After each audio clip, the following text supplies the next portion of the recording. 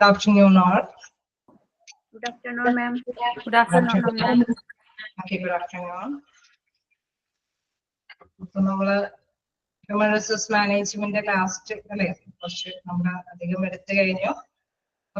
Last question ആണ് നമുക്ക് എടുക്കാനുള്ളത്. നമുക്കറിയാം ട്രെയിനിങ്ങുമായി ബന്ധപ്പെട്ട കാര്യങ്ങളൊക്കെ സാധാരണയുടെ മെയിൻ ആയിട്ടുള്ള ഒരു ഘടകമാണ് അല്ലെ. ഏതൊരു ഓർഗനൈസേഷന്റെയും മോസ്റ്റ് ഇമ്പോർട്ടന്റ് ആയിട്ടുള്ള ഒരു വണ്ണാണ് ഇത് നമ്മുടെ ഹ്യൂമൻ റിസോഴ്സസ് എന്നുള്ളത്. അതിന്റെ സെലക്ഷനും കാര്യങ്ങളൊക്കെ നമ്മൾ ഡിസ്കസ് ചെയ്തു. ട്രെയിനിങ് കാര്യങ്ങളും അതും കഴിഞ്ഞു. ഇപ്പൊ നിലവിൽ സ്ക്രീൻ ഇല്ല, വെയിറ്റ് ചെയ്യണേ.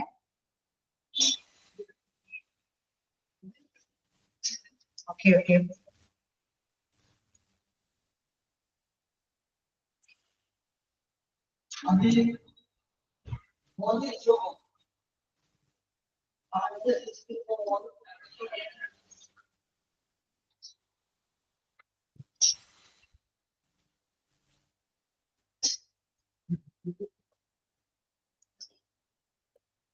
ഓക്കെ അല്ലേ?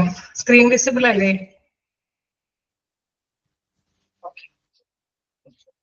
അപ്പൊ നമ്മള് ഹ്യൂമൻ റിസോഴ്സ് മാനേജ്മെന്റിന്റെ ലാസ്റ്റ് നമ്മള് എവിടെ വരെയാ ലാസ്റ്റ് ടോപ്പിക് പറഞ്ഞു നിർത്തിയത്? Ma'am, ഇനി മോട്ടിവേഷൻ അല്ലേ? അപ്പൊ നമ്മള് മോട്ടിവേഷൻ വരെ തുടങ്ങിയാണ് ഇപ്പൊ എടുക്കേണ്ടത്. നമ്മള് പറഞ്ഞു നിർത്തി പെർഫോമൻസ് അപ്രൈസൽ അല്ലേ? അപ്പൊ അത് എന്തെങ്കിലും ഡൗട്ടുകൾ ഉണ്ടോ? ഇതുവരെ എടുത്തതിൽ എന്തെങ്കിലും ഡൗട്ടുകൾ? ക്ലിയർ ആണ് മാം. ക്ലിയർ ആണ്. Okay, thank you. അപ്പൊ നമുക്ക് കണ്ടിന്യൂ ചെയ്യാം.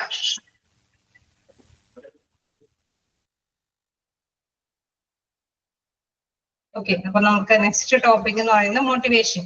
അപ്പൊ നമ്മള് നേരത്തെ കണ്ടു അല്ലെ, ഹ്യൂമൻ റിസോഴ്സസിന് ഒരു വർക്കുകൾ ഏൽപ്പിച്ചു കൊടുത്ത് ഒരു സ്റ്റാൻഡേർഡ് ഫിക്സ് ചെയ്തു അതിന്റെ കറക്റ്റ് പെർഫോമൻസ് ആക്ച്വലും സ്റ്റാൻഡേർഡ് തമ്മിൽ കമ്പയർ ചെയ്തു. അതിലെന്തെങ്കിലും അല്ലെ പ്രൈസ് ചെയ്യേണ്ട, എന്തെങ്കിലും അപ്രൈസ് ചെയ്യേണ്ടതായിട്ടുള്ള അല്ലെ, എന്തെങ്കിലും പുകഴ്ത്തി പറയേണ്ടതോ അല്ലെങ്കിൽ കൊടുക്കേണ്ടതോ ഒക്കെ ഉണ്ടെങ്കിൽ അത് കൊടുക്കുന്ന ഒരു കാര്യങ്ങൾ പറഞ്ഞു. അത് പറഞ്ഞ് പിന്നെ അതോടൊപ്പം തന്നെ നമ്മൾ പറഞ്ഞു ഇൻ കേസ് ചില കാര്യങ്ങളിൽ നമ്മൾ കറക്റ്റ് ആയിട്ടുള്ള കാര്യങ്ങൾ ചെയ്തില്ലെങ്കിൽ അവർക്ക് ചെറുതായിട്ട് കറക്ഷൻ നടത്തി കൊടുക്കേണ്ടതായിട്ട് വരും. കറക്റ്റ് ഡ്യൂട്ടി ഒന്നും ചെയ്തില്ലെങ്കിൽ കറക്ഷനായിട്ട് ചിലപ്പോൾ ഡിമോഷൻ ഒക്കെ ആയിട്ട് കൊടുത്ത, അതായത് പ്രൊമോഷന് പകരം ഒരു ഡ്യൂട്ടി റെസ്പോൺസിബിലിറ്റി കൃത്യമായിട്ട് നിർവഹിച്ചിട്ടില്ല എങ്കിൽ ഡിമോഷൻ പോലെയുള്ള ജോലിയിൽ നിന്ന് തരം താഴ്ത്തുന്ന അവസ്ഥയൊക്കെ നമ്മൾ പെർഫോമൻസ് അപ്രൈസലിൽ പറഞ്ഞു. അവിടെ നമ്മൾ എടുത്തു പറഞ്ഞ ഒരു കാര്യമുണ്ട്, അവർക്ക് അപ്രൈസലായിട്ട് അല്ലെ കറക്റ്റ് ആയിട്ട് കൈകാര്യം ചെയ്യുന്നവര് പുകഴ്ത്തിക്കൊണ്ടുവരേണ്ട കുറെ മാറ്റേഴ്സ് ഉണ്ടെന്ന് പറഞ്ഞു. അങ്ങനെ പുകഴ്ത്തിക്കൊണ്ടുവരേണ്ട മാറ്റേഴ്സ് ആണ് മോട്ടിവേഷൻ എന്ന ഇടയിൽ വരുന്നത്. അവിടെ ഉള്ള വർക്കേഴ്സിന്റെ ഇടയിൽ ഒരു അല്ലെ ഒരു പ്രചോദനം ഉളവാക്കുക എന്നുള്ളതാണ് മോട്ടിവേഷൻ കൊണ്ട് ഉദ്ദേശിക്കുന്നത്. അപ്പൊ നമുക്ക് തുടങ്ങാം എന്താന്നുള്ളത്. The goals of the individuals and the organization can be attained through pursuing workers towards a productive performance called motivation process. അതായത് മോട്ടിവേഷൻ പ്രോസസ് ഇതെന്ന് പറയുന്ന ഒരു പ്രക്രിയ എന്ന് പറയുന്നത് അവരെ പെർസ്യൂഡ് ചെയ്യുക എന്ന് വെച്ചാൽ പ്രേരിപ്പിക്കുക, അത് ചെയ്യണം. ആ ഓർഗനൈസേഷന്റെ ലക്ഷ്യം നേടിയെടുക്കാനായിട്ട് നമ്മളെ കൊണ്ടാവുന്ന വിധത്തിൽ വർക്ക് ചെയ്യണമെന്ന് അവിടെയുള്ള തൊഴിലാളികൾക്കെല്ലാം തന്നെ പ്രേരണ കിട്ടുന്ന പ്രവർത്തനങ്ങൾ, അതാണ് മോട്ടിവേഷൻ എന്നതുകൊണ്ട് ഉദ്ദേശിക്കുന്നത്. It attacks and begins the action and also act as a factor in the continuation of activity and their objectives have been attained. നമ്മുടെ ലക്ഷ്യം ഇതിന്റെ ഒരു പ്രത്യേകത എന്താണെന്ന് വെച്ചാൽ മോട്ടിവേഷൻ ഒരു പക്ഷെ ഒരു പ്രാവശ്യം നമ്മൾ വർക്ക് ചെയ്ത് അവര് മാനേജ്മെന്റിന് അത് സാറ്റിസ്ഫാക്ടറി ആയപ്പോൾ എന്തെങ്കിലും ഒരു ഇൻക്രിമെന്റ്സോ എന്തെങ്കിലുമൊക്കെ കൊടുത്തു എന്ന് വെച്ചു. നെക്സ്റ്റ് ടൈം വേറെ പേഴ്സൺസ് ചെയ്യുമ്പോൾ അവർക്ക് കിട്ടാതിരിക്കരുത് അല്ലെ, അവർക്കും ഇത്തരത്തിലുള്ള സപ്പോർട്ടീവ് ആയിട്ടുള്ള മോട്ടിവേഷൻസ് കിട്ടത്തക്ക വിധത്തിൽ എന്തെങ്കിലും ഇൻക്രിമെന്റ്സ് ഒക്കെ കൊടുത്തിരിക്കണം. അപ്പൊ ഇതെന്താണ് ഇതിന്റെ പ്രത്യേകത? ആ ലക്ഷ്യം ഓർഗനൈസേഷന്റെ ആ ലക്ഷ്യം നേടിയെടുക്കുന്ന അവസാനം വരേക്കും ഇത്തരത്തിലുള്ള മോട്ടിവേറ്റീവ് ആയിട്ടുള്ള ഫാക്ടേഴ്സുകൾ അതെല്ലാം അവർക്ക് എന്താണ് പകർന്നു കൊടുക്കേണ്ടതുണ്ട് എന്നുള്ളത്. ഈ ഒബ്ജക്റ്റീവ്സ് ഓഫ് മോട്ടിവേഷനും നമുക്ക് അതിന്റെ അതോടൊപ്പം തന്നെ കുറച്ച് ടെക്നിക്സും പറയുന്നുണ്ട്, എന്തൊക്കെ തരത്തിലുള്ള മോട്ടിവേഷൻസ് ആണോ ഉള്ളത് എന്നുള്ളത്. അപ്പൊ ഒബ്ജക്റ്റീവ്സ് ഓഫ് മോട്ടിവേഷൻ നിങ്ങൾക്ക് മനസ്സിലായി കാണുമല്ലേ? എന്തായാലും ഒരു ഓർഗനൈസേഷൻ ആ ഓർഗനൈസേഷന്റെ ലക്ഷ്യം നേടിയെടുക്കാനായിട്ട് അവിടെയുള്ള വർക്കേഴ്സിനെ മാക്സിമം വർക്ക് ചെയ്യിപ്പിക്കുക, അവർക്ക് ടൈം ഒന്നും കളയാതെ തന്നെ നന്നായിട്ട് തന്നെ കൈകാര്യം ചെയ്തിട്ട് മാക്സിമം റിസൾട്ട് നേടിയെടുക്കത്തക്ക വിധത്തിൽ വർക്കേഴ്സിനെ പ്രേരിപ്പിക്കുന്ന ഒരു പ്രവർത്തനമാണ് മോട്ടിവേഷൻ. അപ്പൊ അതിന്റെ ഒബ്ജക്റ്റീവ്സിലും അത് തന്നെയാണ് എടുത്ത് പറയുന്നത്. It is the purpose of motivation to create conditions in which people are willing to work with passion, initiative, interest, and enthusiasm. അതായത് ഒരു എന്താ പറയുക ലോങ് സെന്റൻസ് ആണ്. കോമേറ്റ് പോയൊക്കെയാണ് നമുക്ക് കുറേശ്ശെ പറഞ്ഞ് മനസ്സിലാക്കാം. അതായത് വർക്കിനോട് നമുക്കൊരു ഇഷ്ടം അല്ലെ, ഒരു പാഷൻ, അല്ലെങ്കിൽ അത് ചെയ്യണമെന്ന് മുൻകൈയെടുത്ത് ചെയ്യാനായിട്ട്, അല്ലെങ്കിൽ അതിന്റെ ആ ഒരു ഉത്സാഹത്തോട് കൂടിയിട്ട് ചെയ്യാനുള്ള ഒരു പ്രേരണ അത് കിട്ടിക്കഴിയുമ്പോഴാണ് വർക്കേഴ്സ് എല്ലാം നന്നായിട്ട് മാക്സിമം എഫോർട്ടോടുകൂടി വർക്ക് ചെയ്യുക. അപ്പൊ അത്തരത്തില് വർക്ക് ചെയ്യാൻ വേണ്ടിയിട്ട് കൊടുക്കുന്ന കുറെ മോട്ടിവേഷൻ ടെക്നിക്സുകളൊക്കെ ഉണ്ട്. ഇതെല്ലാം മോസ്റ്റ്ലി നമ്മൾ പ്രധാനമായിട്ട് മനസ്സിലാക്കേണ്ടത്, ഇതെല്ലാം അവരവരുടെ സെന്റൻസിന്റെ കണ്ടിന്യൂവേഷൻ പറയുന്നുണ്ട്. With a high personal and group moral satisfaction, with a sense of responsibility, loyalty and discipline, and with the pride and confidence in a most concurrent manner, so that the goals of an organization are attained effectively. അതായത് നമ്മളെ ലക്ഷ്യം നേടിയെടുക്കാൻ വേണ്ടിയിട്ട് കുറെ interested ഒരു interest ഉള്ള person മറ്റുള്ളവർക്ക് disturbance അല്ലെ ബുദ്ധിമുട്ട് ഉണ്ടാക്കിയിട്ട് അവരവരുടെ ഇഷ്ടം നേടിയെടുക്കരുത്. അവർക്ക് മാർക്കും അല്ലെ വർക്കേഴ്സിന്റെ ഇടയിലൊന്നും പ്രോബ്ലംസ് ഒന്നും ഉണ്ടാവാതെ തന്നെ അവരവരുടെ റെസ്പോൺസിബിലിറ്റി ഉത്തരവാദിത്തങ്ങൾ നിർവഹിക്കണം. അതോടൊപ്പം തന്നെ എല്ലാവർക്കും അല്ലെ ഗ്രൂപ്പിൽ അവിടെയുള്ള വർക്കേഴ്സിന്റെ ഇടയിലെല്ലാം എല്ലാവർക്കും സംതൃപ്തമായിട്ടുള്ള ഒരു വർക്ക് ചെയ്യാനുള്ള സാറ്റിസ്ഫാക്ഷൻ ഉളവാക്കിയിട്ടായിരിക്കണം ഇത്തരത്തിലുള്ള ഇനിഷ്യേറ്റീവ്സും ഇഷ്ടങ്ങളെല്ലാം പ്രകടിപ്പിക്കേണ്ടത്. അതേപോലെ തന്നെ എന്താണ് അച്ചടക്കം അത് കൈവരിച്ചിട്ട് തന്നെയായിരിക്കണം കൈകാര്യം ചെയ്യേണ്ടത്. നമ്മൾ എന്തെങ്കിലും നിയമ നടപടികൾക്കൊക്കെ വിധേയമാക്കേണ്ടതുണ്ടെങ്കിൽ അത് ആ റൂൾസ് ആൻഡ് റെഗുലേഷൻസ് എല്ലാം പാലിച്ചുകൊണ്ട് തന്നെയായിരിക്കണം ഇത്തരത്തിലുള്ള ഇനിഷ്യേറ്റീവ് അല്ലെങ്കിൽ പാഷനൊക്കെ നമ്മൾ കൊടുക്കേണ്ടത് എന്നുള്ളത്. അപ്പൊ പ്രേരണ കൊടുക്കുക എന്നുള്ള ലക്ഷ്യം നമുക്ക് മനസ്സിലായി ഒരു ഓർഗനൈസേഷന്റെ ലക്ഷ്യം നേടിയെടുക്കാനാണ്. പക്ഷെ അവിടെയെല്ലാം എന്താണ് അത് കൃത്യമായിട്ട് മറ്റാർക്കും ഡിസ്റ്റർബ് ഇല്ലാതെ ഒരു എന്താ പറയുക ഒന്നിച്ച് നിന്ന് അല്ലെ ഒരു ഒത്തൊരുമയോട് കൂടിയിട്ട് നിന്ന് വർക്കേഴ്സിന്റെ ഇടയിൽ നിന്ന് ലക്ഷ്യം നേടിയെടുക്കാനായിട്ട് ശ്രമിക്കണമെന്ന്. അങ്ങനെ പറഞ്ഞു അവസാനത്തിൽ പറയുന്നുണ്ട്, motivational techniques are to be pursued employ with growth. അപ്പൊ ഇത്തരത്തിലുള്ള എന്തെങ്കിലും പ്രേരണകളൊക്കെ കൊടുക്കുമ്പോൾ നമുക്കറിയാം ചിലപ്പോൾ ഫിനാൻഷ്യൽ ആയിട്ടുള്ള മോട്ടിവേഷൻ ആയിരിക്കും, അല്ലെങ്കിൽ നോൺ ഫിനാൻഷ്യലി എന്തെങ്കിലും അവരുടെ പ്രൊമോഷനും കാര്യങ്ങളൊക്കെ ഉയർത്തുന്നതോടൊപ്പം അല്ലെങ്കിൽ അവർക്ക് എന്തെങ്കിലും ഇച്ചിരി കൂടി സ്റ്റാൻഡേർഡ് ചെയ്തിട്ടുള്ള ഒരു എന്തെങ്കിലും ഡ്രസ്സിംഗ് കോഡിങ്ങോ അല്ലെങ്കിൽ ചെയേഴ്സോ ഇച്ചിരി കൂടി എന്തെങ്കിലും താഴേക്ക് പറയുന്നുണ്ട് വ്യത്യസ്ത തരത്തിലുള്ള ടെക്നിക്സ്, എന്തെങ്കിലും മീറ്റിംഗ് ഒക്കെ വിളിച്ചു കൂട്ടാനുള്ള അധികാരം കൊടുക്കുകയോ അല്ലെങ്കിൽ തീരുമാനങ്ങളൊക്കെ എടുക്കുമ്പോൾ അവരുടെ ഒരു പാർട്ടിസിപ്പേഷൻ ഒക്കെ കൊടുക്കുകയൊക്കെ ചെയ്യുകയാണെങ്കിൽ അവർക്ക് വ്യത്യസ്ത തരത്തിലുള്ള ഒരു മോട്ടിവേഷൻ ആണിത്. ഇത്തരത്തിലുള്ള മോട്ടിവേഷൻ ടെക്നിക്സ് എല്ലാം തന്നെ ഓരോ എംപ്ലോയീസിന്റെയും നോളജും സ്കില്ലും അവരുടെ അറിവും അതോടൊപ്പം തന്നെ കഴിവും വർദ്ധിപ്പിക്കാൻ പറ്റുന്ന തരത്തിലുള്ള കാര്യങ്ങളാണ് എന്നുള്ളതാണ് ഇവിടെ എടുത്തു പറയുന്നത്. അപ്പൊ ഇതെല്ലാം എന്താണ് മോട്ടിവേഷന്റെ ലക്ഷ്യങ്ങളാണ്. മോട്ടിവേഷൻ എന്ന് പറയുമ്പോൾ നമുക്കറിയാം ഏതൊരു സ്ഥാപനത്തിനും ഇൻ കേസ് ഹോസ്പിറ്റൽ ആണെങ്കിലും ഏതൊരു കമ്പനി ആണെങ്കിലും അതിന്റെ ലക്ഷ്യം നേടിയെടുക്കാനായിട്ട് അവിടെയുള്ള വർക്കേഴ്സിനെ പ്രേരിപ്പിക്കുന്ന ഒരു പ്രധാനമായിട്ടുള്ള ടെക്നിക്സുകളാണ്. അത് എപ്പോഴും ആർക്കും അല്ലേ ബുദ്ധിമുട്ട് ഡിസ്റ്റർബൻസ് ഒന്നും ഇല്ലാത്ത രീതിയിലുള്ള എഫക്റ്റീവായിട്ട് കാര്യക്ഷമമായിട്ടാണ് അത് ഉപയോഗിക്കേണ്ടത്. എപ്പോഴും അങ്ങനെ ചെയ്യുമ്പോഴെന്താ പ്രത്യേകത, വർക്കേഴ്സിന് സ്വന്തം കഴിവുകളും അറിവുകളും വർദ്ധിപ്പിക്കാനായിട്ട് സാധിക്കും എന്നുള്ളതും കൂടിയാണ്. ഓക്കെ, നമുക്ക് നെക്സ്റ്റ് പോയിന്റ് ഓക്കെ ആണോ, ക്ലിയർ ആണോ? നിങ്ങൾക്ക് കണ്ടിന്യൂ ചെയ്തോട്ടെ. ഹലോ, കണ്ടിന്യൂ ചെയ്തോട്ടെ, ക്ലിയർ ആണോ? ഓക്കെ, അപ്പൊ നമുക്ക് നെക്സ്റ്റ് അതിലേക്ക് നോക്കാം. Management techniques design to increase motivation. Okay, അപ്പൊ നമ്മള് കണ്ടായിരുന്നു അല്ലെ പ്രേരണകൾ എന്ന് പറയുന്ന വ്യത്യസ്ത ടെക്നിക്കുകൾ വ്യത്യസ്ത രീതിയിലൊക്കെ നമുക്ക് ഉപയോഗിക്കാം എന്ന് പറഞ്ഞു. അപ്പൊ ഫസ്റ്റ്ലി പറയുന്നത് ഫിനാൻഷ്യൽ മോട്ടിവേറ്റേഴ്സ്. ഫിനാൻഷ്യൽ മോട്ടിവേറ്റേഴ്സിൽ എന്താ പറയുന്നത്, such motivation is linked directly or indirectly with money, wages and salary, bonus, profit sharing, leave with pay, medical reimbursement etcetera. അതായത് നമുക്ക് മണി അത് അറിയുമ്പോൾ തന്നെ അറിയാലേ, അത് നമ്മൾ എന്തെങ്കിലും ജോലി നന്നായിട്ട് നല്ല കൃത്യമായിട്ട് ചെയ്യുകയാണെങ്കിൽ അല്ലെങ്കിൽ ഇച്ചിരി കൂടി അല്ലെ സമയം കൂടുതലും കൂടി വർക്ക് ചെയ്യുകയാണ്, കുറച്ചും കൂടെ പ്രൊഡക്ഷൻ കിട്ടുന്ന വിധത്തില്. ഇപ്പൊ നമുക്ക് എന്തെങ്കിലും മാനുഫാക്ചറിങ്ങുമായി ബന്ധപ്പെട്ട എന്തെങ്കിലും കാര്യമാണെങ്കിൽ പ്രൊഡക്ഷൻ ഇൻക്രീസ് ചെയ്ത രീതിയിൽ അവർ വർക്കൊക്കെ ചെയ്യുകയാണെങ്കിൽ അവർക്ക് എന്താണ് എന്തെങ്കിലും സാലറി ഒക്കെ കൂട്ടി കൊടുക്കുകയോ ബോണസ് ഒക്കെ കൂട്ടി കൊടുക്കുകയോ അല്ലെങ്കിൽ ഇൻ കേസ് കമ്പനിക്ക് പ്രോഫിറ്റ് കിട്ടുകയാണെങ്കിൽ അതിന്റെ ഒരു ഭാഗമൊക്കെ തൊഴിലാളികൾക്ക് വീതം വെച്ച് കൊടുക്കുകയൊക്കെ ചെയ്യുകയാണെങ്കിൽ അവർക്കൊരു ഫിനാൻഷ്യൽ സപ്പോർട്ടാണ് കിട്ടുന്നത്. അങ്ങനെ വരുമ്പോൾ എന്താണ് തൊഴിലാളികൾ അവിടേക്ക് മാക്സിമം അല്ലെ അവരുടെ എഫേർട്ട് അവരുടെ ആ ഒരു വർക്കിന്റെ ആ ഒരു ഇൻട്രസ്റ്റോടുകൂടി വർക്ക് ചെയ്ത് ആ റിസൾട്ടുകൾ അല്ലെ ഓർഗനൈസേഷന്റെ ലക്ഷ്യം നേടിയെടുക്കാനായിട്ട് ശ്രമിക്കും എന്നുള്ളതാണ്. നെക്സ്റ്റ് പോയിന്റ് പറയുന്നത് നോൺ ഫിനാൻഷ്യൽ മോട്ടിവേറ്റേഴ്സ്.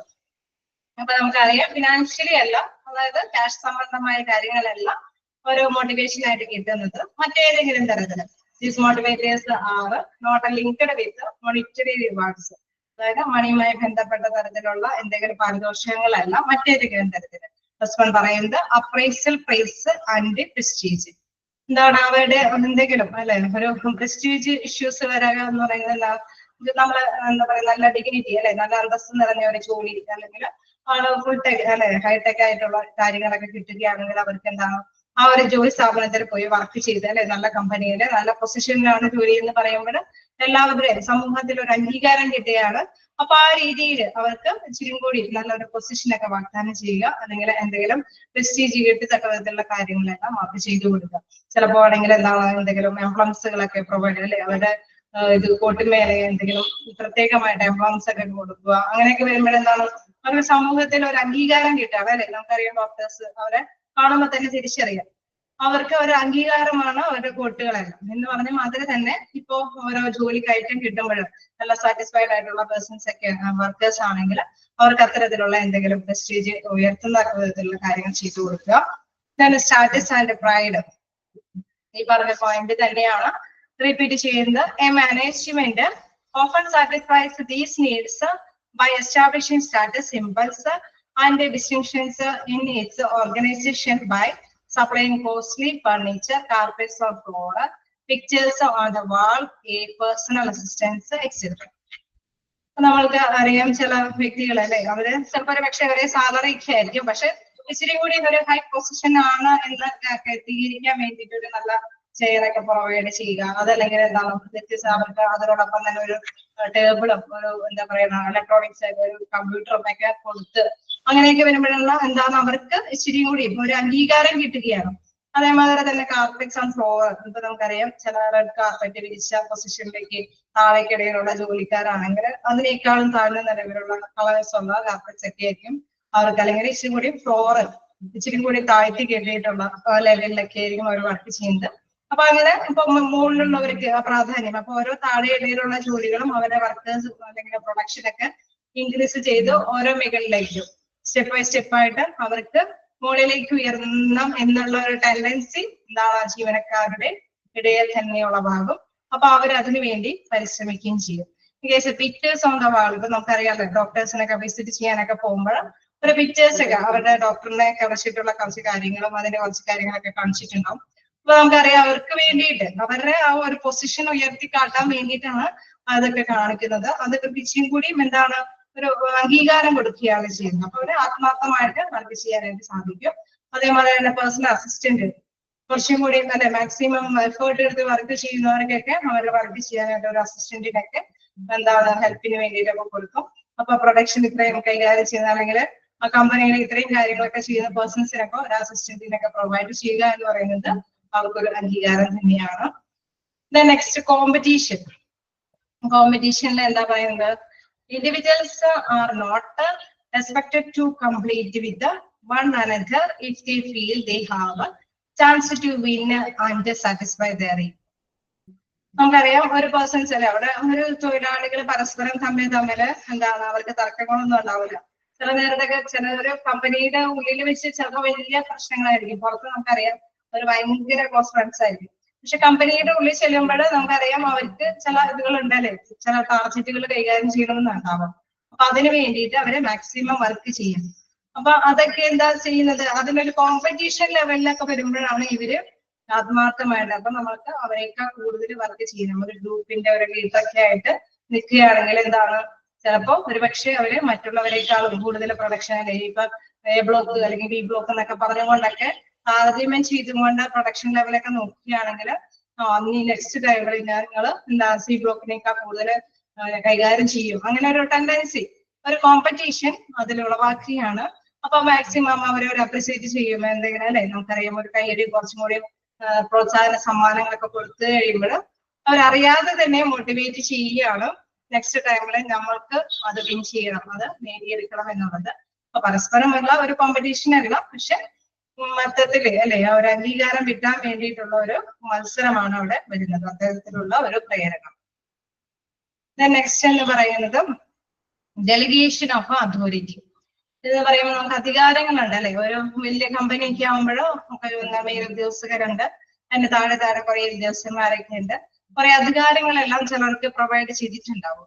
അതും ഒരു തരത്തിലുള്ള ഒരു മോട്ടിവേഷൻ ആണ്, അത് വിട്ടുകൊടുക്കുക എന്നുള്ളത്. The delegation of A substantial amount of responsibility to carry out a given task often proves to be a strong motivating force. അതായത് നല്ല ഒരു മോട്ടിവേറ്റിംഗ് അല്ലെ പ്രേരക ശക്തിയാണ് എന്നത് പറയുന്നത് ഡെലിഗേഷൻ ഓഫ് അതോറിറ്റി എന്ന് പറയും. ചിലർക്ക് ഈ അധികാരങ്ങൾ വിട്ടുകൊടുക്കുമ്പോൾ അവർക്ക് ഭയങ്കര ക്രെഡിറ്റ്, അപ്പൊ അവരെന്ത് ചെയ്യും, ആ ഒരു അധികാരം നേടിയെടുക്കാൻ വേണ്ടിയിട്ട് മാക്സിമം അവരുടെ വർക്കുകൾ ചെയ്തുകൊണ്ടിരിക്കും. അപ്പൊ അങ്ങനെ നന്നായിട്ട് വർക്ക് ചെയ്യുന്നവരെ എന്താണ് വീണ്ടും കുറച്ച് അധികാരങ്ങളൊക്കെ ഏൽപ്പിച്ചു കൊടുക്കും. അപ്പൊ എന്താണ് അവര് നന്നായിട്ട് അത് ഇച്ചിരി കൂടി എഫർട്ടോട് കൂടിയിട്ട് ഭയങ്കര ഒരു ആത്മവിശ്വാസത്തോടെ മറ്റുള്ളവരുടെ ഇടയിൽ ഒരു പേര് കിട്ടി എന്നുള്ള ക്രെഡിറ്റിന്റെ ബേസിലും അവർ വർക്ക് ചെയ്യാനായിട്ട് തയ്യാറാക്കും എന്നുള്ളത്. The delegation of a substantial amount of responsibility to carry out a given task often proves to be strong motivation force. The next participation. അപ്പൊ പാർട്ടിസിപ്പേഷൻ എന്ന് പറയുമ്പോൾ പങ്കാളിത്തം. എന്താ അതിൽ പറയുന്നത്? It implies both the physical and mental involvement of the people in an activity, particularly in that decision making. നമ്മൾ ചില കാര്യങ്ങൾ അല്ലെ തീരുമാനങ്ങളൊക്കെ എടുക്കുക എന്നുള്ള പ്രധാനപ്പെട്ട കാര്യങ്ങളിലെല്ലാം ഒരു പാർട്ടിസിപ്പേഷൻ, ഒരു പങ്കാളിത്തം അവർക്ക് പങ്കുകൊടുക്കുന്നുണ്ടെങ്കിൽ, ആ തൊഴിലാളികളുടെ ഇടയിൽ അങ്ങനെ ഒരു പങ്കാളിത്തം കൊടുക്കുകയാണെങ്കിൽ എന്താണ് മാക്സിമം ഓക്കെ എന്നെ ആ ഒരു തീരുമാനങ്ങളൊക്കെ എടുക്കാനായിട്ട് എന്നെ ക്ഷണിച്ചു, അത് ഒരു തരത്തിലുള്ള ഒരു പ്രൗഡ് അല്ലെ, ആ ഒരു അംഗീകാരം എന്ന് പറയുന്നത് ഇവർക്ക് ആ എന്താ പറയുക ഓർഗനൈസേഷൻ എന്ന് പറയുന്നത് നമ്മുടെയും കൂടി ഒരു ഓർഗനൈസേഷൻ ആണെന്നുള്ളൊരു ഒരു മെന്റാലിറ്റി അത് അവരുടെ ഇടയില് ആ തൊഴിലാളികളുടെ ഇടയിൽ ക്രിയേറ്റ് ചെയ്യാനായിട്ട് സാധിക്കുമെന്നുള്ളതാണ്. ദെൻ ജോബ് എൻലാർജ്മെന്റ്, അത് വേറൊരു പോയിന്റ് ആണ്. അതിൽ പറയുന്നത് it is the process of increasing the complication of the job with a view to appealing to higher order needs of workers. Job enlargement is a horizontal expansion of duties and a task across the same organization level. അതായത് ഓർഗനൈസേഷന്റെ ഇടയിൽ നമുക്കൊരു വലിയ വലിയ complicated ആയിട്ടുള്ള ഒരു duty ഒക്കെ വരികയാണെങ്കിൽ അത് ചെയ്തു തീർക്കുക എന്ന് പറയുന്നത് ചിലപ്പോൾ അല്ലെ ചില റിസ്കുകളുള്ള കാര്യങ്ങളും ഉണ്ടാകും, അല്ലെങ്കിൽ സ്മൂത്ത് ആയിട്ട് പോകുന്ന ചില കാര്യങ്ങളും ഉണ്ടാകും. ഹൈ റിസ്ക് ഒക്കെ വരുന്ന കാര്യങ്ങൾ എന്താണ് അവർ പരസ്പരം ഷെയർ ചെയ്ത് ആ ഡ്യൂട്ടികൾ എല്ലാവർക്കും തമ്മിൽ പരസ്പരം അങ്ങോട്ടും അല്ലെ കൈകാര്യം ചെയ്തിട്ട് കൊടുക്കുമ്പോൾ എന്താണ് അവർക്കൊരു ഭയങ്കര ഒരു ഫീലിങ്സ് ആയിരിക്കും. എന്ന് വെച്ചാൽ എല്ലാവർക്കും കൂടി ചെയ്തു തീർക്കാൻ പറ്റും, ഓക്കെ നമ്മളെ കൊണ്ട് അത് പറ്റും എന്നുള്ള സാധ്യതയോട് കൂടിയിട്ട് പരസ്പരം എല്ലാവരും ഒന്നിച്ച് കൈകാര്യം ചെയ്യാനായിട്ട് ശ്രമിക്കും എന്നുള്ളതാണ്.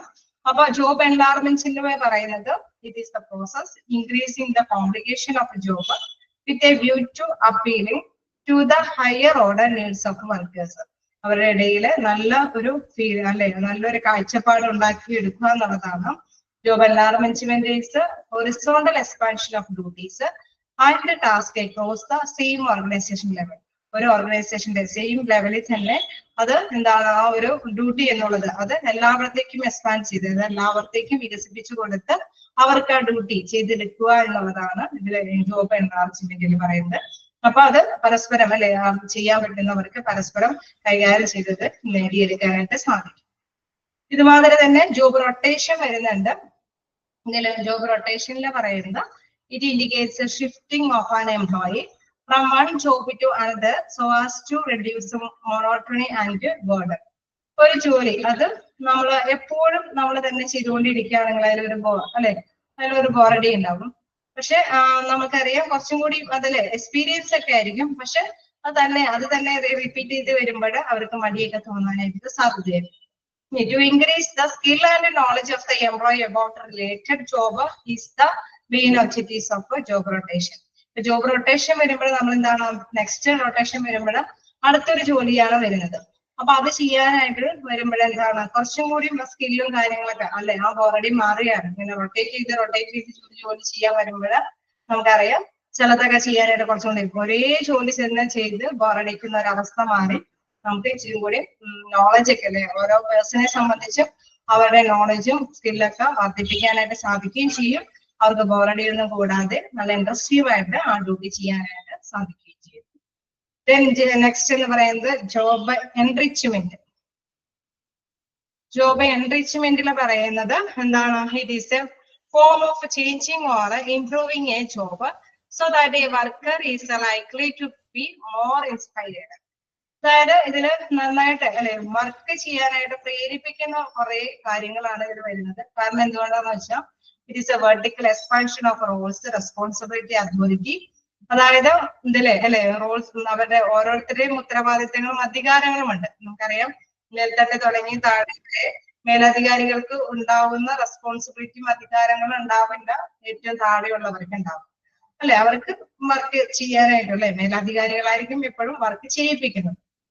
The employee is provided with the opportunity for greater recognition, advancement, growth and responsibility. അപ്പൊ ഇതിലെന്താ പ്രധാനമായിട്ടുള്ളത്?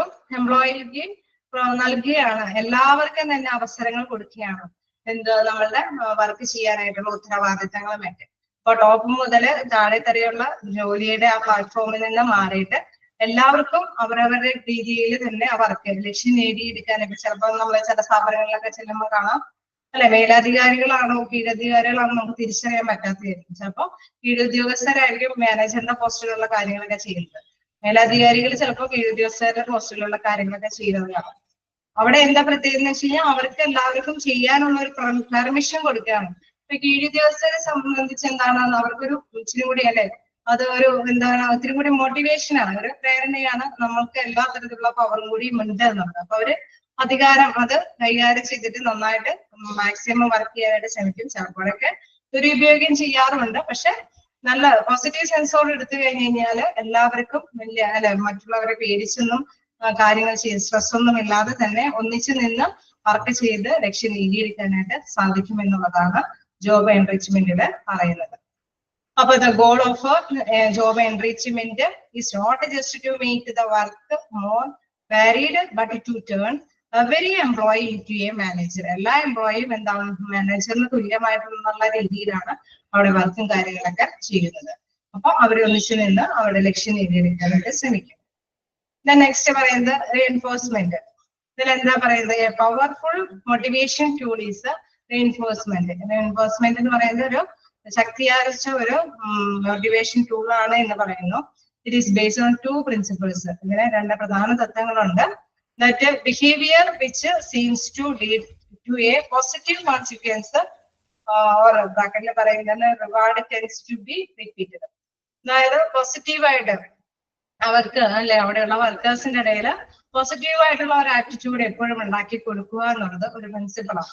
അതായത് നമുക്കറിയാം എപ്പോഴും അവരെ ഫോഴ്സ് ചെയ്യാനായിട്ട് അല്ലെ അവർക്ക് നന്നായിട്ട് വർക്ക് ചെയ്യാനായിട്ടുള്ള ഒരു അന്തരീക്ഷം എന്തെങ്കിലും ഇതേമാതിരത്ത് ടെക്നിക്സിൽ പറഞ്ഞ മാതിരി പലതരത്തിലുള്ള മോട്ടിവേഷൻ ടെക്നിക്സ് ഒക്കെ പ്രൊവൈഡ് ചെയ്ത് കൊടുക്കുമ്പോൾ അവർക്ക് ഒരു പോസിറ്റീവ് ആറ്റിറ്റ്യൂഡോട് കൂടി വർക്ക് ചെയ്യാനായിട്ട് സാധിക്കുമെന്നുള്ളത്.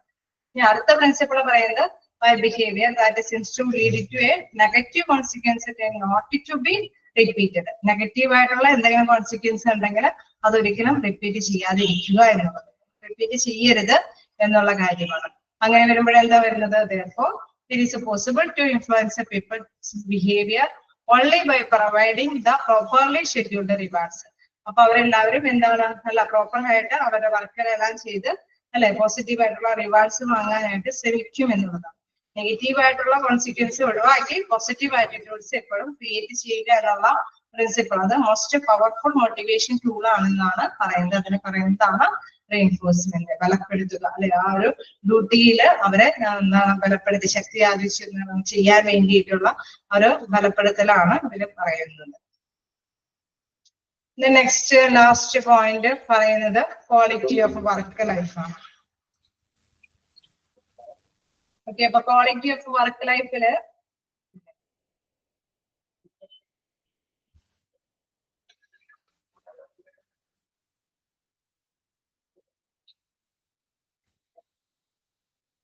ക്വാളിറ്റി ഓഫ് വർക്ക് ലൈഫിൽ പറയുന്നത് it means different to different persons. It may mean opportunities for advancement, creative task and a successful career to young and bright. എൻട്രാൻറ്റ്. അതായത് നമുക്കറിയാം ഇന്നത്തെ കാലത്ത് ഒരു പ്രത്യേക അല്ലെ, ഈ കാലഘട്ടത്തിന്റെ ഒരു പ്രത്യേകത അനുസരിച്ചിട്ട് എന്താണ് യുവാക്കൾ അല്ലെ, ഇപ്പൊ എന്താണ് അവരുടെ ടെൻഡൻസി, അവരുടെ ആ ഒരു വിഷൻ, അവരുടെ കാഴ്ചപ്പാടുകളാണ് പ്രധാനമായിട്ടും ശ്രദ്ധ കേന്ദ്രീകരിക്കുന്നത്. It may mean opportunities for advancement, advance ആയിട്ട് അവസരങ്ങൾ നൽകുകയാണ്.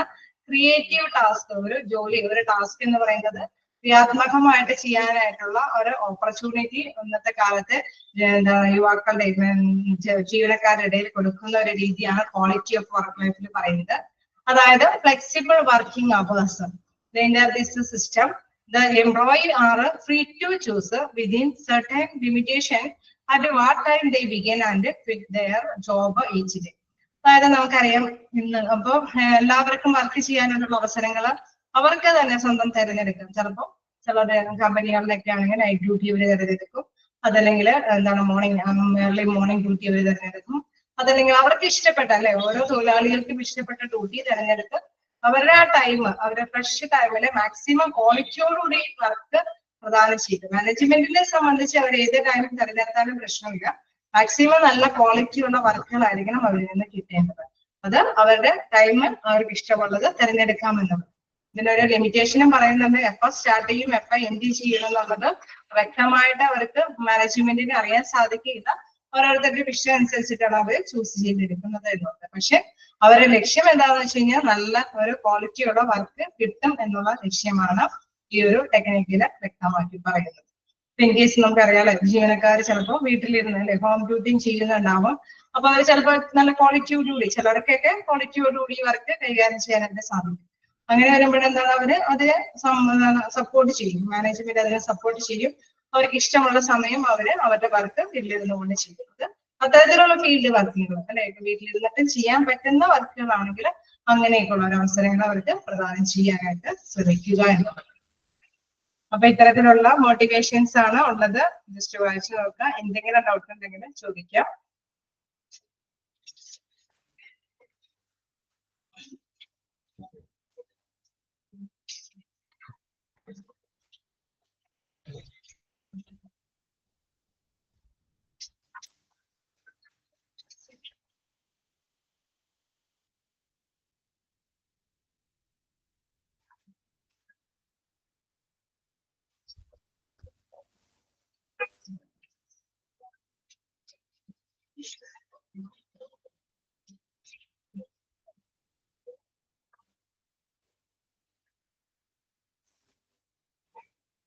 നിങ്ങൾക്ക് എന്തെങ്കിലും ഡൗട്ടുകൾ ഉണ്ടെങ്കിൽ ചോദിക്കാട്ടോ.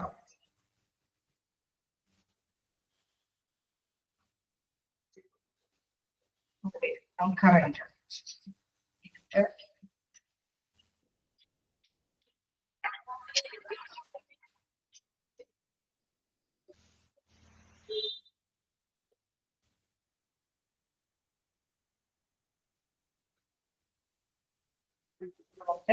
പോയിന്റ് ബേസ് ആയിട്ട് വരുമ്പോൾ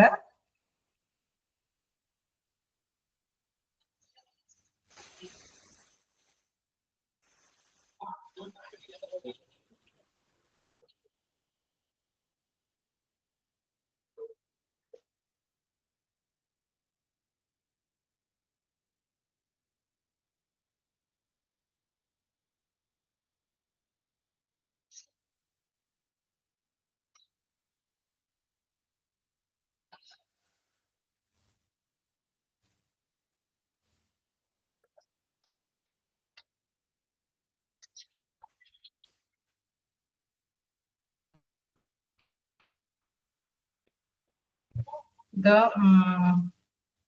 മോട്ടിവേഷന്റെ ബിഗിനിങ് ആണ് തോന്നുന്നു അല്ലെ,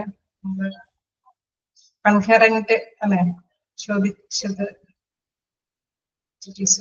ഓക്കെ, കൊഹറന്റ് പക്ഷേ നമ്മൾ അഭിനിവേശത്തോട് കൂടിയിട്ട്. Okay okay most coherent manner, അതായത് നമ്മള് ഇത്തിരി കൂടി മോസ്റ്റ്ലി അഭിനിവേശത്തോട് കൂടിയിട്ട് വർക്ക് ചെയ്യാൻ വേണ്ടിയിട്ട്, അത് ആ ഒരു ലക്ഷ്യം നേടിയെടുക്കാൻ വേണ്ടിയിട്ട് നമുക്ക് ഒരു ആത്മവിശ്വാസം വേണം. അതോടൊപ്പം തന്നെ എല്ലാം അല്ലെ റെസ്പോൺസിബിലിറ്റി, ഉത്തരവാദിത്തങ്ങളെല്ലാം നമ്മൾ നിർവഹിച്ചുകൊണ്ടായിരിക്കണം ഇത്തരത്തിലുള്ള മോട്ടിവേഷൻസ് ഒക്കെ കൊടുക്കാൻ വേണ്ടിയിട്ട്.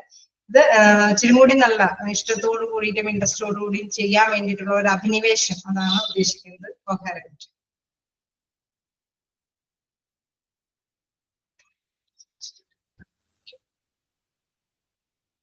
എന്തെങ്കിലും ഉണ്ടെങ്കിൽ ചോദിക്കാം.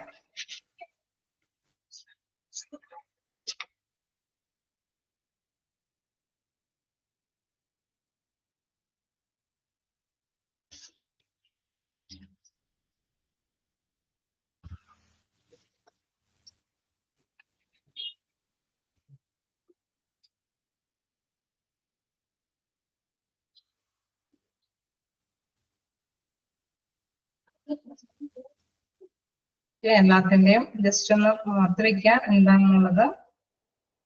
സ്റ്റാറ്റസ് ആൻഡ് പ്രൈഡ്, കോമ്പറ്റീഷൻ എന്താണ് അതുകൊണ്ട് ഉദ്ദേശിച്ചത്, ഡെലിഗേഷൻ ഓഫ് അതോറിറ്റിയിൽ ഒരു മോട്ടിവേഷൻ ഉണ്ട്, പാർട്ടിസിപ്പേഷൻ ലെവൽ ഡിസിഷൻ മേക്കിംഗ് എന്ന ഒരു കാര്യത്തിലേക്ക് വരുമ്പോൾ ഒരു മോട്ടിവേഷൻ വരുന്നുണ്ട്, ജോബ് എൻലാർജ്മെന്റ്, റൊട്ടേഷൻ, എൻറിച്ച്മെന്റ്. അതായത് നമുക്കറിയാം അത് ഒരേപോലെയുള്ള വർക്ക് ചെയ്യാതിരിക്കുമ്പോൾ അല്ലെങ്കിൽ പരസ്പരം വലിയ കോംപ്ലിക്കേഷൻ ആയിട്ടുള്ള വർക്ക് ചെയ്യുമ്പോൾ അതല്ലെങ്കിൽ നമുക്ക് എല്ലാം ഒന്നിച്ച് അല്ലെ മാനേജേഴ്സിനും സുപ്പീരിയർ എന്നുള്ള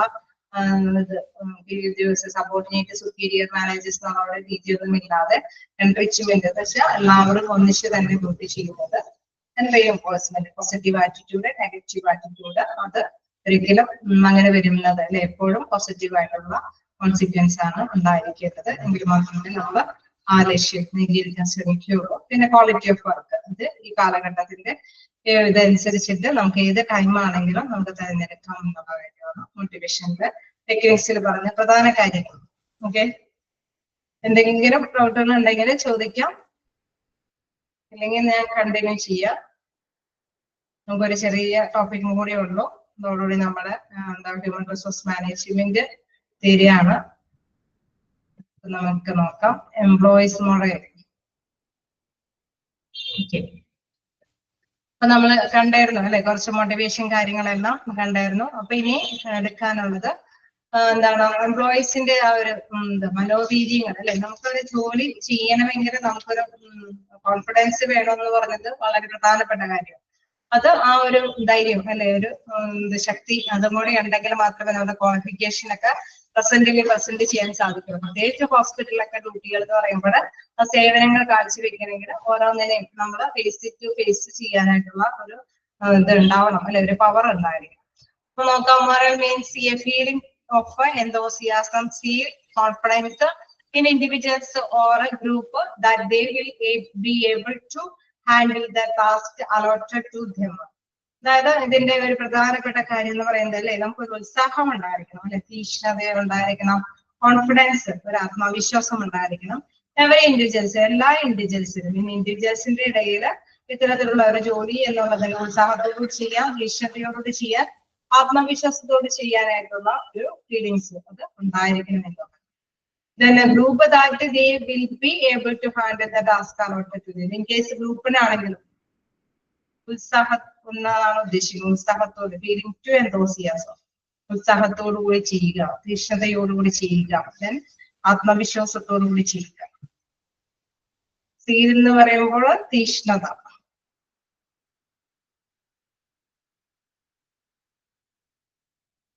ഓക്കെ, അപ്പൊ നമ്മൾക്ക് ഒരു ജോലി അത് ആത്മവിശ്വാസത്തോടും ഉത്സാഹത്തോടും തീക്ഷ്ണതയോടും കൂടി തന്നെയാണ് ഉദ്ദേശിക്കുന്നത്. ആ ഉത്സാഹം കാണിക്കുന്ന കാര്യമാണ് അത് അല്ലെ, ചെയ്തു തീർക്കണം എന്നുള്ള ഒരു അധ്യായ തീക്ഷ്ണത, അത് അങ്ങനെ ചെയ്യുക എന്നുള്ളത് എല്ലാം ഓരോ ഇൻഡിവിജ്വൽസിനും തൊഴിലാളികൾക്ക് ഇടയിൽ ഉണ്ടായിരിക്കണം.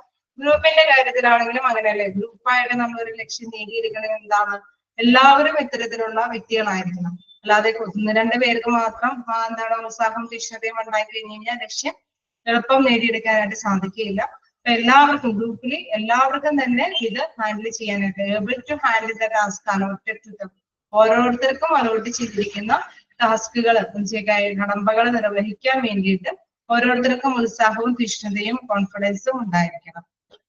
Then moral is a mental condition or attitude of individuals and groups that determines their readiness to cooperate. അതായത് ഇതിന്റെ പ്രത്യേകത എന്താണെന്ന് വെച്ച് കഴിഞ്ഞാൽ നമുക്ക് ഗ്രൂപ്പായിട്ട് നിൽക്കുക അല്ലെ, ഇത് കാര്യങ്ങളെല്ലാം നേടിയെടുക്കണേ നമുക്കറിയാലോ, ഒരൊറ്റ പേഴ്സൺ കൊണ്ട് ഒരു ലക്ഷ്യം, കമ്പനിയുടെ ലക്ഷ്യം ഒരിക്കലും നേടാൻ പറ്റില്ല.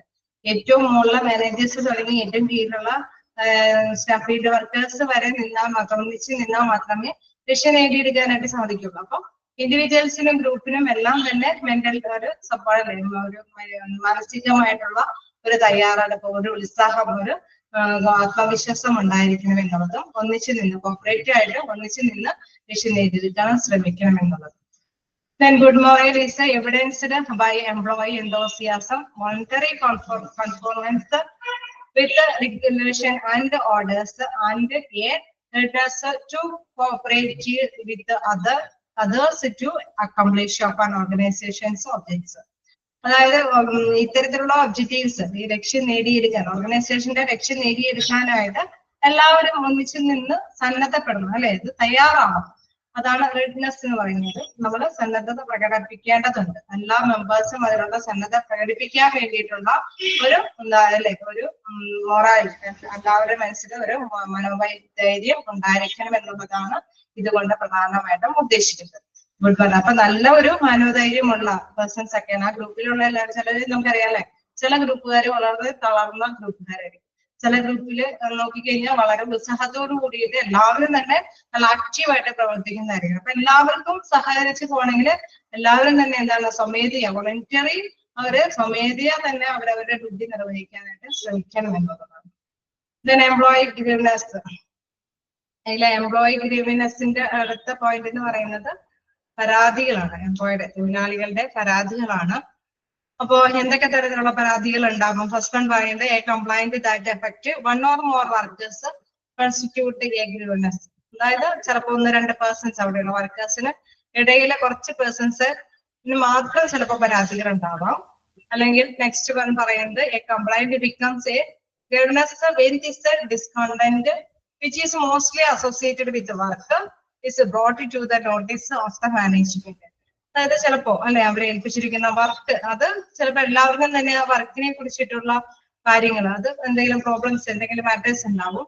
അതെന്തായാലും അങ്ങനെ എന്തെങ്കിലും എല്ലാവർക്കും തന്നെ ബുദ്ധിമുട്ടുണ്ടാക്കുന്ന വർക്കേഴ്സ് എന്തെങ്കിലും ഉണ്ടെങ്കിൽ അത് മാനേജ്മെന്റിന്റെ മുമ്പിൽ അവതരിപ്പിക്കേണ്ടതാണ്. ആ ഒരു പരാതി ബോധ്യപ്പെടുത്തേണ്ടതാണ്. Then a grievance is a written complaint filed by an employee and claiming unfair treatment. അതായത് ഇത് നമ്മളെ ഈ കംപ്ലൈന്റ് എന്ന് പറയുന്നത് റിട്ടേൺ ആയിട്ടല്ലേ എംപ്ലോയീസ് എഴുതി തയ്യാറാക്കിയിട്ടാണ് അത് കൊടുക്കേണ്ടത്. മാനേജ്മെന്റിനൊക്കെ ധരിപ്പിക്കാനാണെങ്കിൽ അത് എന്തായാലും ഇത്തരത്തിലുള്ള പരാതികൾ എഴുതി തയ്യാറാക്കിയിട്ട് വേണം കൊടുക്കാനായിട്ട്. അതാണ് എംപ്ലോയീസിന്റെ ഗ്രീവൻസിനെ കുറിച്ചിട്ട് പറയുന്നത്. ഇനി കുറച്ച് കോസസ് പറയുന്നുണ്ട്. ഈ പരാതികളുടെ കോസസ് പൊതുവെ നമുക്കറിയാലോ, ഒരു കമ്പനി ആണെങ്കിലും ഫേം ആണെങ്കിലും എന്താണെങ്കിലും അവിടെ പ്രധാനമായിട്ടും ഇഷ്യൂ ചെയ്യുന്ന കുറച്ച് ഘടകങ്ങളുണ്ട്. പ്രധാനമായിട്ടും എന്താണ് എക്സാമ്പിൾസ് പറയുന്നത് റിഗാർഡിംഗ് വേജസ്, അതായത് നമുക്കറിയാം കൂലിയെ സംബന്ധിച്ച പരാതികൾ ഉണ്ടാവാം. റിഗാർഡിംഗ് സൂപ്പർവിഷൻ, കംപ്ലൈന്റ് ഇതാണോ റിഗാർഡിംഗ് വേജസ് ആണോ?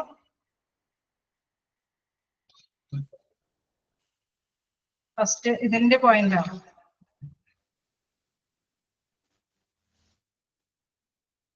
Okay. A complaint that affects causes alla employees grievance alle. Adinte first point, a complaint that affects one or more workers constitute a grievance. രണ്ടോ മൂന്നോ പേര് കൂടി നമുക്ക് ഇത്തരത്തിലുള്ള പരാതികൾ, ഒരു കംപ്ലൈന്റുകൾ ഉണ്ടാവാം അല്ലെ. അവർക്ക് മാത്രമായിട്ട് അവരെ പരാതികൾ രേഖപ്പെടുത്താം, എല്ലാ വർക്കേഴ്സിനും ഉണ്ടാവണമെന്നില്ല. അതാണ് പറയുന്നത് complaint that effects one or more workers. വർക്കേഴ്സിന്റെ ഇടയിൽ കുറച്ച് പേർക്ക് ഉണ്ടാവുന്ന പരാതികൾ, അത് അവരൊന്നിച്ച് നിന്ന് അല്ലെ അവരെ മാത്രം ബാധിക്കുന്ന കുറച്ച് പരാതികളുണ്ടാവും. കോൺസ്റ്റിറ്റ്യൂട്ട്സ് എന്ന് പറയുന്നത് അവരെ മാത്രം ബാധിക്കുന്ന, ആ വർക്കേഴ്സിനെ മാത്രം ബാധിക്കുന്ന പരാതികൾ ഉണ്ടാകും. ഇതാണ് ഫസ്റ്റ് പോയിന്റ് പറയുന്നത്. ഓക്കെ, ക്ലിയർ ആയോ?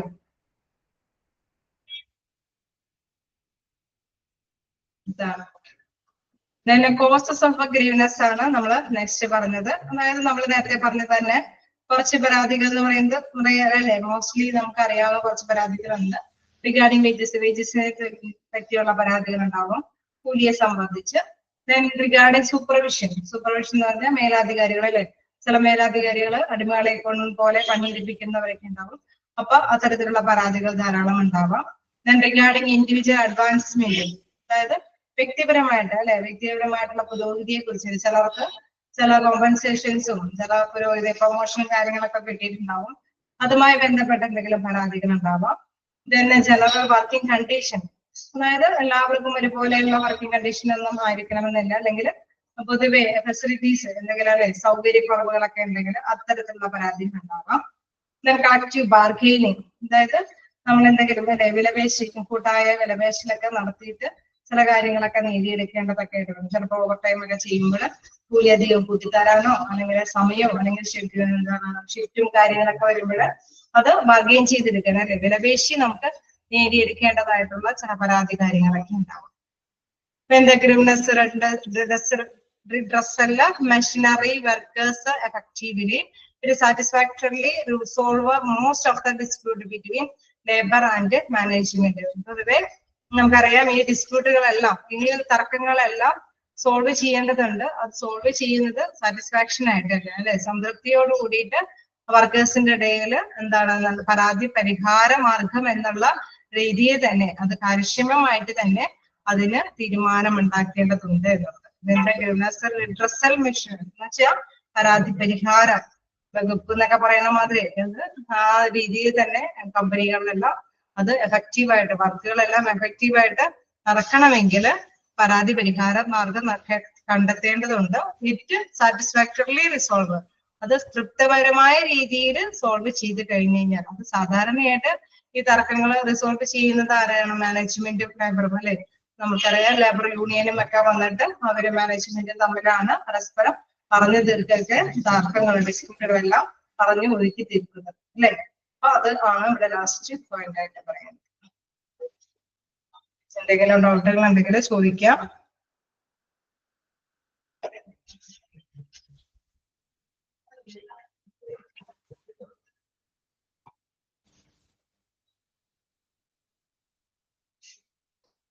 എന്തെങ്കിലും ഡൗട്ടുകളുണ്ടോ? നമ്മുടെ ചാപ്റ്റർ ഏതാണ്ട് തീരെയാണ്. നമുക്ക് നെക്സ്റ്റ് എടുക്കേണ്ടത് ട്രാൻസ്ഫർ ഓഫ് പേഷ്യന്റ്. നമുക്ക് നെക്സ്റ്റ് ക്ലിയർ ആണ്. എന്തെങ്കിലും ഡൗട്ട് ഉണ്ടെങ്കിൽ ചോദിക്കാം. നെക്സ്റ്റ് നമ്മൾക്ക് എടുക്കേണ്ടത് ട്രാൻസ്ഫർ ഓഫ് പേഷ്യന്റ് എന്നതാണ്. ഹ്യൂമൻ റിസോഴ്സ് മാനേജ്മെന്റ് കുറച്ച് ടൈം എടുത്ത് നമ്മൾ എടുത്തത്. എന്തായാലും എന്തെങ്കിലും ഡൗട്ടുകൾ ഉണ്ടോ നിങ്ങൾക്ക്? സ്പീഡിൽ ചിലയിടത്തൊക്കെ പോവാൻ നോക്കിയിട്ടുണ്ട്. കാരണം നമുക്ക് ഇത് കഴിഞ്ഞിട്ട് അടുത്തടുത്ത് ചാപ്റ്റേഴ്സിനൊക്കെ പിടിക്കേണ്ടതുണ്ടല്ലോ. അപ്പൊ എവിടെയെങ്കിലൊക്കെ പോയിന്റ്സുകൾ നിങ്ങൾക്ക് കിട്ടേണ്ടതുണ്ടോ? എന്തെങ്കിലും ഡൗട്ടുകൾ ഉണ്ടെങ്കിൽ ജോബ് എൻലാർജ്മെന്റ്.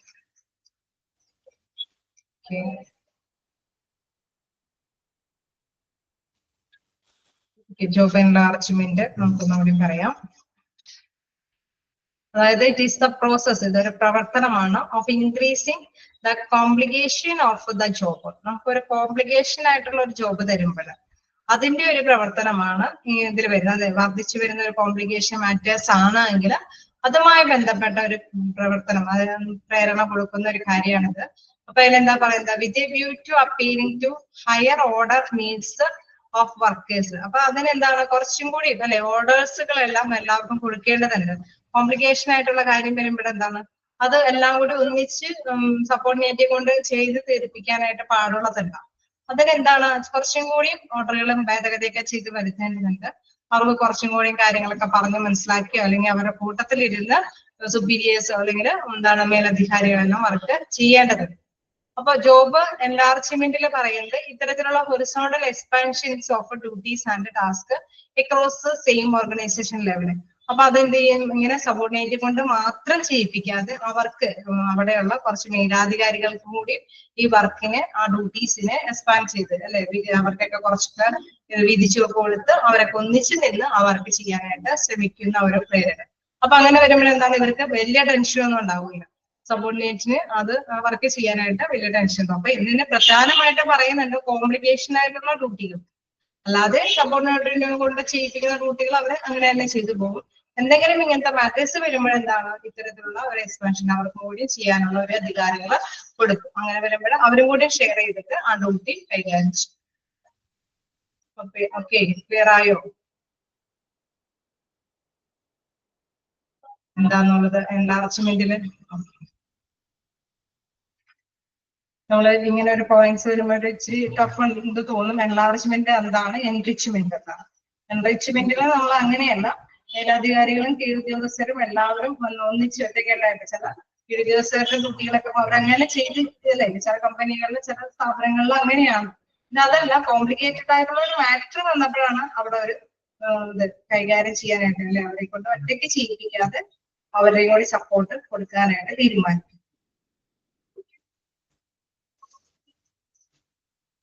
എന്തെങ്കിലും ഡൗട്ടുകള്?